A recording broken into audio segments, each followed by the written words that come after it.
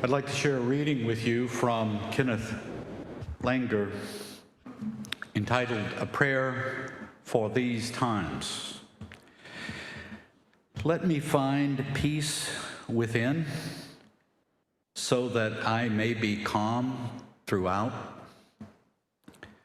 Let me find silence within so that I may find compassion throughout. Let me be reminded that some things are worth waiting for. Let me be reminded that the journey is more important than reaching the destination. Let me see that non-doing is as much a part of life as the doing. Let me be reminded that it is in these moments of holding on that I can find quietude and renewal. It is within these times of inaction that I can find rest. It is in these times of emptiness that I can become full. Amen. A person's circumstance deeply affects and perhaps determines how an individual will interpret their life and that of others. Place, country, culture, social status, religion, political influences, and much, much more, and certainly a family's influence, push a person towards a certain interpretation of life, and with it, beliefs and goals and all the rest. One stark example of contrast for me has to do with my experience of people in a small town in Nebraska compared to people I knew and worked among in Southern California. This perhaps represents the most dramatic contrast in my life experiences.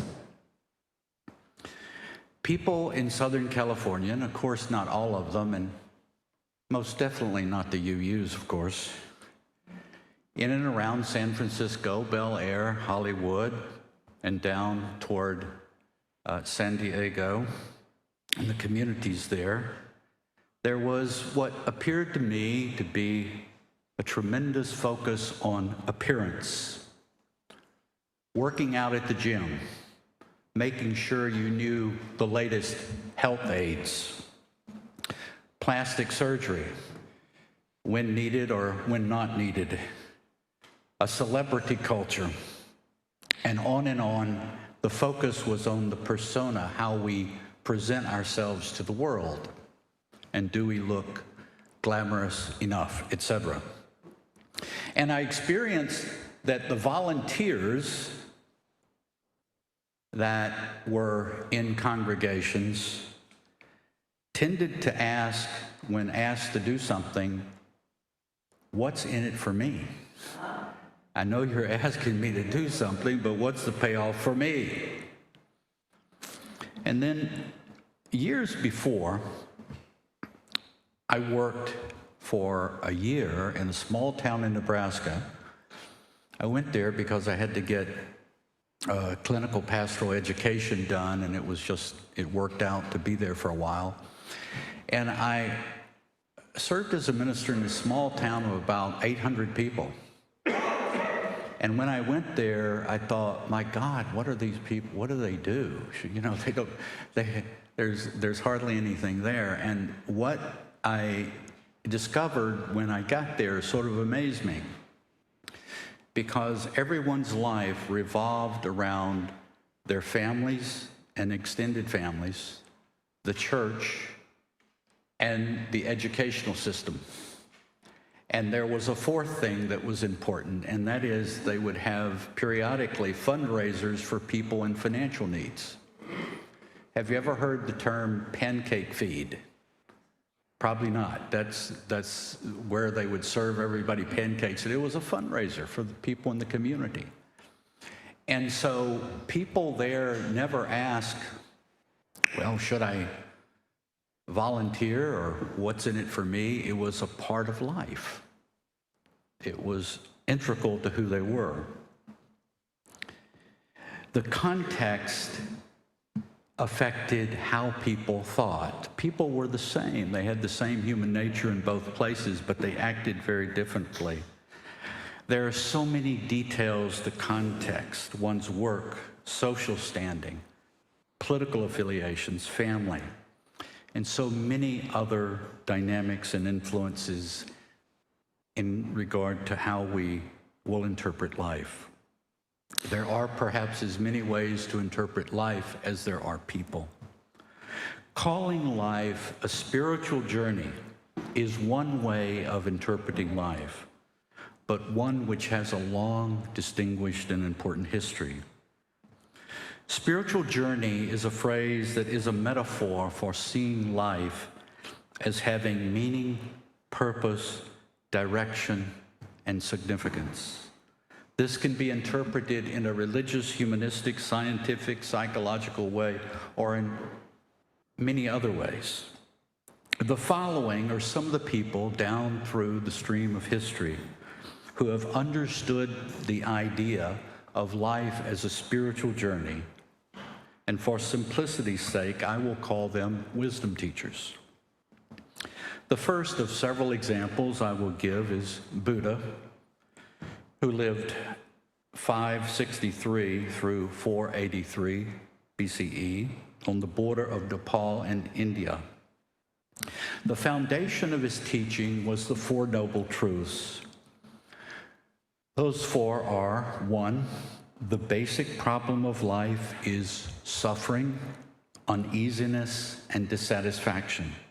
2, a primary cause of our suffering is an incessant craving for things to be other than they actually are. The third is the notion that the end of suffering can come when there is an end to this incessant craving, a refusal to accept life. And the fourth is that there is a path, a distinct path that leads from craving and suffering. And this path is known as the Eightfold Path, the first of which is a correct view and accurate understanding of the nature of things, specifically an appreciation of the Four Noble Truths. 2, a correct intention, avoiding thoughts of attachment, hatred, and harmful intent. 3, correct speech, refraining from verbal misdeeds, such as lying, divisive speech, harsh speech, and senseless speech. 4, correct action, refraining from physical misdeeds such as killing, stealing, or sexual misconduct. 5, correct livelihood, avoiding trades that directly or indirectly harm others. 6, correct effort, abandoning negative states of mind that have arisen, preventing negative states from arising, and sustaining positive states that have already arisen. And 7, correct mindfulness, awareness of body, feelings, thoughts, and so on. And finally, correct concentration, the ability to concentrate the mind. Another wisdom teacher that has a different and more external orientation was Confucius. From China, 551 to 479 BCE. And some of the main tenets of his system were: respect your ancestors, try for harmony and balance in all things, avoid extremes in behavior and emotion, exercise benevolence, loyalty to one's true nature, and reciprocity. Another wisdom teacher is Socrates, 470 BC to 399 BC. He stated unequivocally and repeatedly that the unexamined life is not worth living. The examined life entailed questioning assumptions and beliefs, such as moral and religious and political views, to reach what was true, solid, and reliable. This is done with the intention to improve one's moral and ultimately one's community health. Another wisdom teacher from a very different tradition and stream of wisdom is the wisdom teacher, St. Francis of Assisi. 1181 through 1226.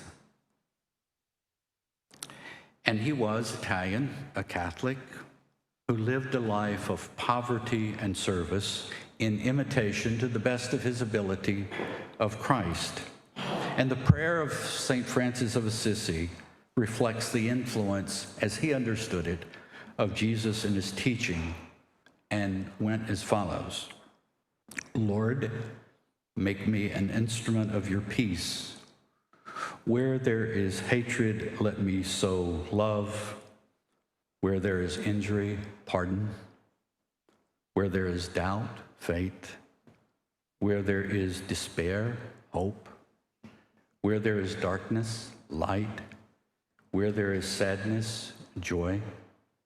O divine Master, grant that I may not so much seek to be consoled as to console, to be understood as to understand, to be loved as to love.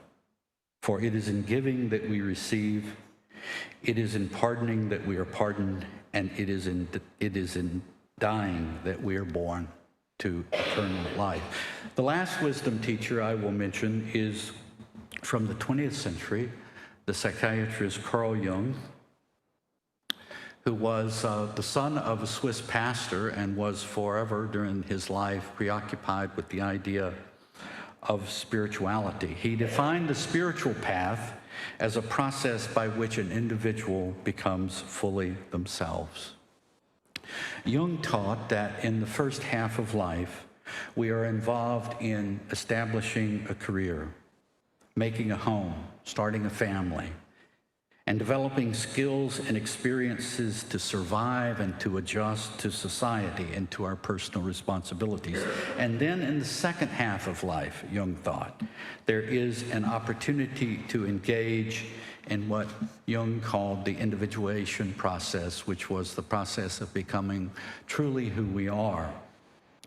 Some stages along that path were understanding the differences between how the personality we present to the world and to who we really were. Number two, understanding and accepting the rejected parts of ourselves. Number three, striving to become the unique individual that we are. And number four, becoming grounded in something greater than oneself. All of these overviews are extremely simplified descriptions, but illustrate a common idea that there are mental, emotional, and psychological factors. Our mental, emotional, and psychological life has a direction and purpose, and that knowing this is vital to being a human being. Just as we acknowledge that we grow from children into adulthood, into old age, and we go along a spectrum of developmental paths, and certain things happen at each stage of the path, so there is an inner path of growth that represents a mental, emotional, and psychological fulfillment of human life. There is also the possibility, each of these wisdom teachers point out, that this inner growth, a term that is inadequate, but it's hard to think of a better term, could fail to happen. There is also the possibility that people can move in negative directions. This broad description of spirituality has been articulated in many various ways for centuries and respected by millions. I believe this idea of life as a spiritual journey is true. I think the aim of this process is to achieve inner peace, integrity, moral purpose, and ability to have and maintain constructive relationships and to live in harmony with nature. I also believe that no one's spiritual path is identical to anyone else's. People are irreducibly unique, and the details of their spiritual path must also be unique. The goal for everyone is the same: inner peace that cannot be shaken, an ability to maintain constructive relationships even in the face of difficulty, personal empowerment, freedom from destructive behaviors and ways of thinking, but the path, the specific path towards those goals is unique for each person. The idea of life as a spiritual journey is difficult to talk about within UU's communities. That is true for every UU community I know of. It is that way because we are acutely aware of the possibilities and the difficulties and the damage caused by religion. And we are also acutely aware that the static beliefs of most religions are not what we are interested in. And it may be difficult to understand the idea of life as a spiritual journey as a metaphor, that we aren't talking about spirits and ghosts. We can see some common themes amid all the varieties of religious and spiritual expression. First, it is important to become free of destructive patterns of behavior and thinking. Examples to this would be addictions, negative beliefs about oneself or others, shame-based thinking, difficulties getting along with others, self-defeating behaviors of all kinds, and on and on. Second, it is important to achieve clarity and specificity about what we actually believe, we as an individual, and what we actually think is important. We inherit beliefs from our family, from our religious tradition, from our culture, from society. This is what we start with, but it is only a starting point as we delve into thinking what we truly and uniquely believe. Third, it is necessary to develop daily habits and practices using our beliefs, principles, and goals that enhance our well-being, effectiveness, and integrity, and support that effort in others. It is useful to draw on this example, the practice of spirituality, to compare it with the practice of medicine, to explain what I am trying to say about spirituality. The goal of medicine is the removal or neutralization of all impediments and threats to our physical well-being and maximizing our physical health. Similarly, the goal of spirituality is an optimal state of mind, emotion, and spiritual function, and the removal of all that impedes that process.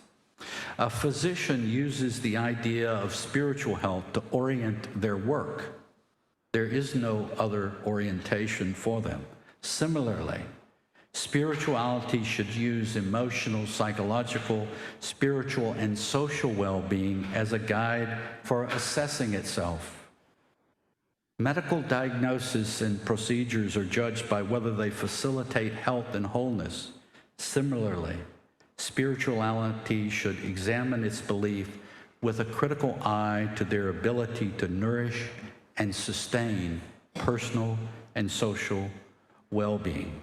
A physician does not become angry when new research shows the wisdom of stopping one form of care or treatment and replacing it with a new or better one. And in the same spirit, spirituality should be open to revisions of beliefs. A further parallel between the practice of medicine and spirituality may be seen in the way both are applied and used. The many tools, methods, and strategies of medicine are calibrated to the goal of helping that specific person being treated. Different types of treatment are based on the needs of the person.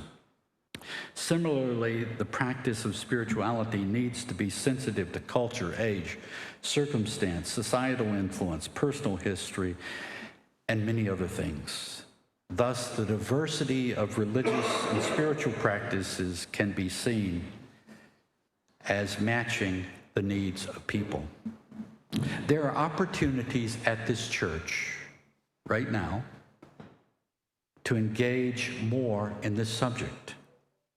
We have a new position at this church, Chrissy's old position, which is now called Director of Faith Formation, which helps us expand our work into the exploration of spirituality for adults and children. We also have the Soul Matters group, which helps facilitate an awareness of spirituality as a community of people. And finally, this year, from now until the end of May, I will engage in a research project in conjunction with the Bowen Center for the Study of the Family in Washington, D.C., in which I will work with a group of people from this church over the next 9 months to try to help people define for them the practice of spirituality and effective ways of implementing it. If you are interested, please reach out and let me know.